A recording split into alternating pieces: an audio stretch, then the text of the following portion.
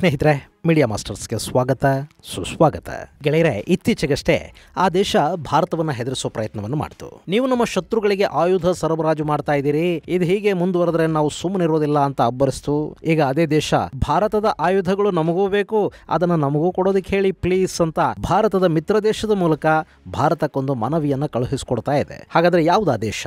ಅವರ ಶತ್ರುಗಳಿಗೆ ಭಾರತ ಯಾಕೆ ಆಯುಧಗಳನ್ನ ಕೊಡ್ತಾ ಇದೆ? ಇಲ್ಲಿ ಭಾರತಕ್ಕೆ ರೆಕಮೆಂಡ್ ಮಾಡೋದಕ್ಕೆ ಬಂದ ಮೂರನೇ ದೇಶ ಯಾವುದು ಮತ್ತು ಅದಕ್ಕೆ ಭಾರತ ಕೊಟ್ಟ ಉತ್ತರ ಏನು? ಬನ್ನಿ ನೋಡೋಣ.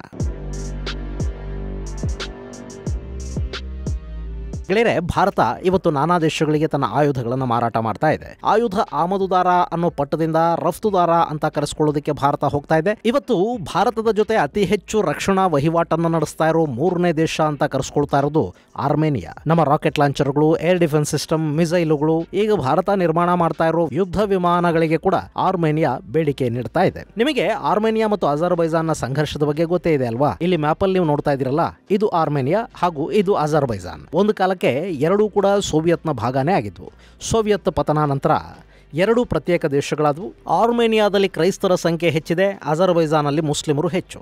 ಅದರಲ್ಲೂ ಇಲ್ಲಿ ಶಿಯಾ ಮುಸ್ಲಿಮರು ಹೆಚ್ಚಿನ ಸಂಖ್ಯೆಯಲ್ಲಿದ್ದಾರೆ. ಆದರೆ ಈ ಅಜರ್ಬೈಜಾನ್ ಇರಾನ್ ಅನ್ನೋ ಶಿಯಾ ದೇಶದ ಜೊತೆ ಗುರುತಿಸ್ಕೊಳ್ಳೋದಕ್ಕೆ ಇಷ್ಟಪಡೋದಿಲ್ಲ. ಬದಲಿಗೆ ನಾವು ಟರ್ಕಿ ಮೂಲದ ಜನ ಅಂತ ಅವ್ರು ಹೇಳ್ಕೊಳ್ತಾರೆ. ಹೀಗಾಗಿ ಅಜರ್ಬೈಜಾನ್ಗೆ ಟರ್ಕಿಯ ಜೊತೆ ಗಾಢ ಸಂಬಂಧಗಳಿವೆ. ಹಾಗೆ ಪಾಕಿಸ್ತಾನ, ಟರ್ಕಿ ಹಾಗೂ ಅಜರ್ಬೈಜಾನ್ ಇಲ್ಲೊಂದು ಕೂಟವನ್ನ ರಚನೆ ಮಾಡಿಕೊಂಡಿವೆ. ಇನ್ನು ಆರ್ಮೇನಿಯಾ, ಇದು ಕ್ರೈಸ್ತರು ಹೆಚ್ಚಿರೋ ದೇಶ.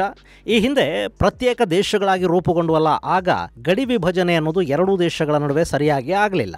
ಅಜಾರಿಗಳು ಹೆಚ್ಚಿರುವ ಅಜರ್ಬೈಜಾನ್ಗೆ ಸೇರಿದ ಒಂದಷ್ಟು ಭೂಪ್ರದೇಶ ಇಲ್ಲಿ ಆರ್ಮೇನಿಯಾದಲ್ಲಿದೆ. ಹಾಗೆ ಇನ್ನೊಂದಷ್ಟು ಆರ್ಮೇನಿಯಾ ಜನಾಂಗ ಇದ್ದ ಭೂಪ್ರದೇಶ ಅಜರ್ಬೈಜಾನ್ನಲ್ಲಿತ್ತು. ಅದನ್ನು ಆರ್ಮೇನಿಯಾ ತನ್ನ ವಶಕ್ಕೆ ತಗೊಳ್ತು. ಅದರ ಹೆಸರು ನಾಗರ್ನೋ ಕರಾಬಾಕ್. ಆ ನಂತರ 2020 ಹೊತ್ತಿಗೆ ಅಜರ್ಬೈಜಾನ್ ತನ್ನ ಶಕ್ತಿಯನ್ನು ಹೆಚ್ಚು ಮಾಡಿಕೊಳ್ತು. ಟರ್ಕಿಯ ಆಯುಧಗಳನ್ನು ಖರೀದಿ ಮಾಡ್ತು.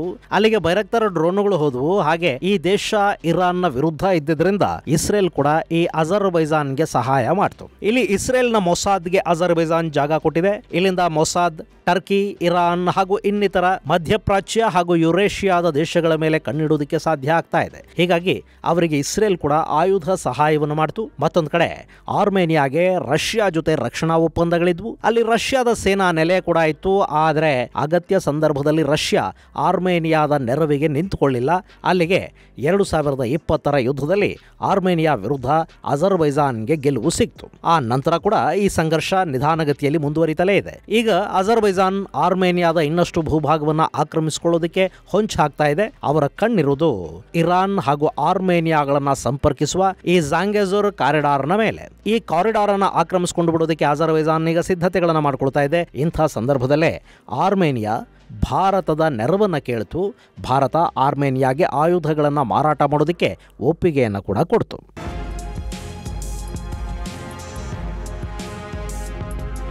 ಗೆಳೆಯರೆ, ಇಲ್ಲಿ ಅಜರ್ಬೈಜಾನ್ ಇದೆ ನೋಡಿ, ಇದು ಪಾಕಿಸ್ತಾನದ ಜೊತೆ ನಿಕಟ ಸಂಪರ್ಕವನ್ನು ಇಟ್ಕೊಂಡಿದೆ. ಭಾರತದ ವಿಷಯದಲ್ಲಿ ಪಾಕಿಸ್ತಾನದ ನಿಲುವನ್ನ ಅಜರ್ಬೈಜಾನ್ ಬೆಂಬಲಿಸ್ತಾ ಹೋಗುತ್ತೆ. ಕಾಶ್ಮೀರದ ವಿಷಯದಲ್ಲಿ ಅದು ಮಾತಾಡುತ್ತೆ.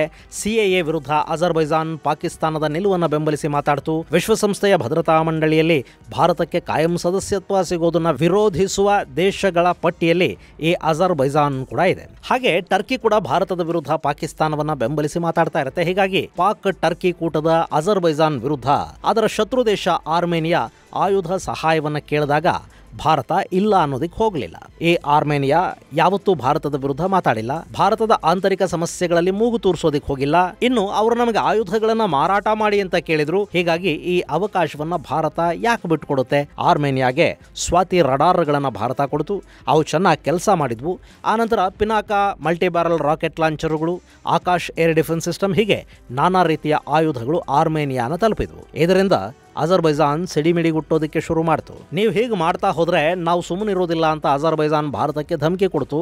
ಸುಮ್ಮನಿರದೆ ಏನಯ್ಯ ಮಾಡ್ತೀರಾ ಅಂತ ಭಾರತ ಕೇಳಿದ ಕೂಡಲೇ ನಾವು ಕೂಡ ನಿಮ್ಮ ಆಯುಧಗಳನ್ನು ಖರೀದಿ ಮಾಡಿಬಿಡ್ತೀವಿ ಅಷ್ಟೇ ಅಂತಿದೆ ಅಜರ್ಬೈಜಾನ್. ಹಾಗಂತ ಅವರಿಗೆ ನೇರವಾಗಿ ಭಾರತವನ್ನ ಆಯುಧ ಕೇಳೋದಕ್ಕೆ ಕೂಡ ಮುಖ ಇಲ್ಲ. ಹೀಗಾಗಿ ಭಾರತ ಹಾಗೂ ಅಜರ್ಬೈಜಾನ್ ಎರಡರ ಮಿತ್ರ ರಾಷ್ಟ್ರವೊಂದರ ಮೂಲಕ ಇಲ್ಲಿ ಭಾರತದ ಆಯುಧಗಳನ್ನ ನಮಗೂ ಮಾರಾಟ ಮಾಡೋದಕ್ಕೆ ಹೇಳಿ ಅಂತ ಅಜರ್ಬೈಜಾನ್ ಹೇಳಿ ಕಳುಹಿಸಿದೆ ಅನ್ನೋ ವರದಿಗಳು ಬರ್ತಾ ಇವೆ. ಆದ್ರೆ ಆ ಮಿತ್ರ ಯಾರು ಅನ್ನೋದು ಅಧಿಕೃತವಾಗಿ ಹೊರಬಿದ್ದಿಲ್ಲ.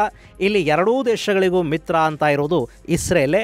ಸೊ ಇಸ್ರೇಲ್ ಮೂಲಕ ಅಜರ್ಬೈಜಾನ್ ಭಾರತದ ಆಯುಧಗಳ ನೆರವನ್ನ ಕೇಳ್ತಾ ಇದೆ ಅಂತ ಹೇಳಲಾಗ್ತಿದೆ. ಗೆಳೆಯರೆ, ಈ ಅಜರ್ಬೈಜಾನ್ ಇದೆ ನೋಡಿ, ಇದು ಕಾಕಸಸ್ ಪ್ರಾಂತದಲ್ಲಿ ಅತಿ ದೊಡ್ಡ ಆರ್ಥಿಕತೆಯನ್ನು ಹೊಂದಿರೋ ದೇಶ. ಇವರ ಬಳಿ ಪೆಟ್ರೋಲಿಯಂ ಹೆಚ್ಚಿರೋದ್ರಿಂದ ಈ ದೇಶ ಆರ್ಥಿಕವಾಗಿ ಸಮೃದ್ಧವಾಗಿದೆ.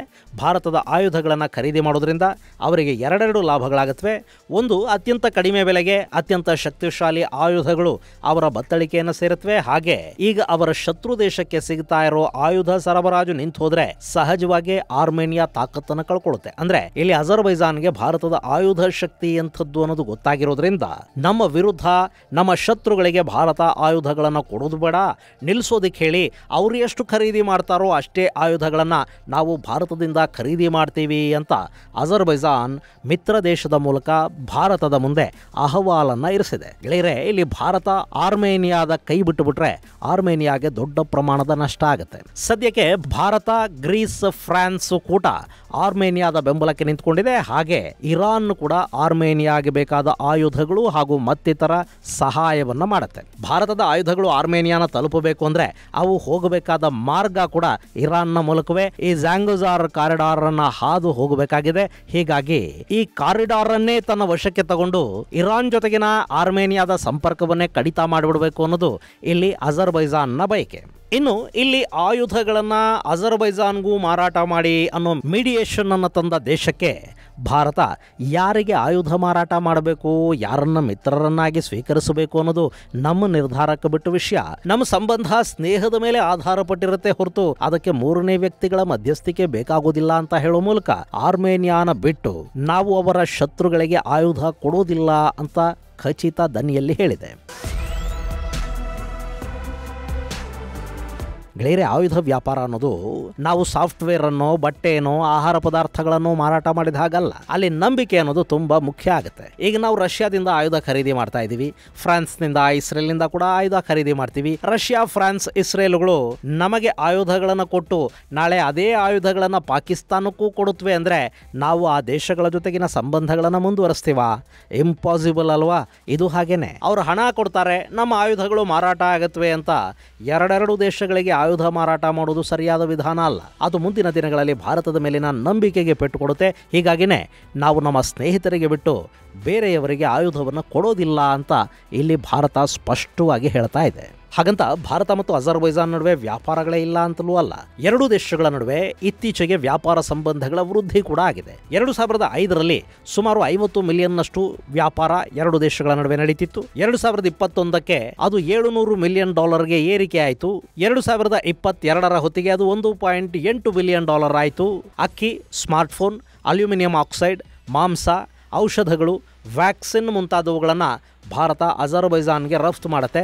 ಅಲ್ಲಿಂದ ನಮಗೆ ಕ್ರೂಡ್ ಆಯಿಲು, ಯೂರಿಯಾ, ಅಯೋಡೈನ್, ಕಚ್ಚಾ ರೇಷ್ಮೆ ಮುಂತಾದ ವಸ್ತುಗಳು ಬರುತ್ತವೆ. ಇಲ್ಲಿ ಕಚ್ಚಾ ತೈಲವನ್ನು ಆಮದು ಮಾಡಿಕೊಳ್ತಾ ಇರೋದ್ರಿಂದ ಭಾರತ ಹಾಗೂ ಅಜರ್ಬೈಜಾನ್ ನಡುವೆ ವ್ಯಾಪಾರ ಕೊರತೆ ಹೆಚ್ಚಿನ ಪ್ರಮಾಣದಲ್ಲಿದೆ. ಅಂದರೆ ನಾವು ಅಲ್ಲಿಗೆ ರಫ್ತು ಮಾಡೋ ವಸ್ತುಗಳ ಪ್ರಮಾಣಕ್ಕಿಂತ ನಾವು ಅಲ್ಲಿಂದ ಆಮದು ಮಾಡಿಕೊಳ್ಳೋ ವಸ್ತುಗಳ ಮೌಲ್ಯ ಸ್ವಲ್ಪ ಹೆಚ್ಚಾಗಿದೆ. ಇಷ್ಟಿದ್ರೂ ಕೂಡ ಇಲ್ಲಿ ವ್ಯಾಪಾರ ಸಂಬಂಧಗಳೇ ಬೇರೆ, ರಕ್ಷಣಾ ಸಂಬಂಧಗಳೇ ಬೇರೆ. ರಕ್ಷಣಾ ಸಂಬಂಧಗಳನ್ನು ಮಿತ್ರರ ಜೊತೆ ಮಾತ್ರ ಮಾಡೋದಕ್ಕೆ ಸಾಧ್ಯ ಆಗುತ್ತೆ, ವ್ಯಾಪಾರವನ್ನು ಯಾರ ಜೊತೆ ಬೇಕಾದರೂ ಮಾಡಬಹುದು. ಹೀಗಾಗಿ ಇಲ್ಲಿ ಆರ್ಮೇನಿಯಾಗೆ ಆಯುಧ ಮಾರಾಟ ಮಾಡೋದನ್ನ ನಿಲ್ಲಿಸೋದೂ ಇಲ್ಲ, ಅಜರ್ಬೈಜಾನ್ಗೆ ಆಯುಧಗಳನ್ನು ಕೊಡೋದೂ ಇಲ್ಲ ಅಂತ ಭಾರತ ಅತ್ಯಂತ ಸ್ಪಷ್ಟ ದನಿಯಲ್ಲಿ ಹೇಳಿದೆ. ಇನ್ನು ಈಗ ಭಾರತದ ಅಸ್ತ್ರ ಮಿಸೈಲ್ಗಳಿಗೆ ಕೂಡ ಆರ್ಮೇನಿಯಾ ಬೇಡಿಕೆಯನ್ನು ಸಲ್ಲಿಸ್ತಾ ಇದೆ. ಹಾಗೆ ನಮ್ಮ HAL ನಲ್ಲಿ ನಿರ್ಮಾಣವಾಗುವ ರಷ್ಯಾದ ಸುಖಾಯ್ Su-30 MKIಗಳನ್ನು ಖರೀದಿ ಮಾಡೋ ಬಗ್ಗೆ ಕೂಡ ಆರ್ಮೇನಿಯಾ ಆಸಕ್ತಿಯನ್ನು ತೋರಿಸ್ತಾ ಇದೆ. ಇದು ಭಾರತದ ಆಯುಧಗಳ ಮಾರಾಟವನ್ನ ಮತ್ತಷ್ಟು ಹೆಚ್ಚು ಮಾಡೋದಷ್ಟೇ ಅಲ್ಲದೆ ಭಾರತದ ಆಯುಧಗಳಿಗೆ ಅಂತಾರಾಷ್ಟ್ರೀಯ ಮಟ್ಟದ ಬೇಡಿಕೆ ಹೆಚ್ಚಾಗುವ ಸಾಧ್ಯತೆಗಳು ಹಾಗೂ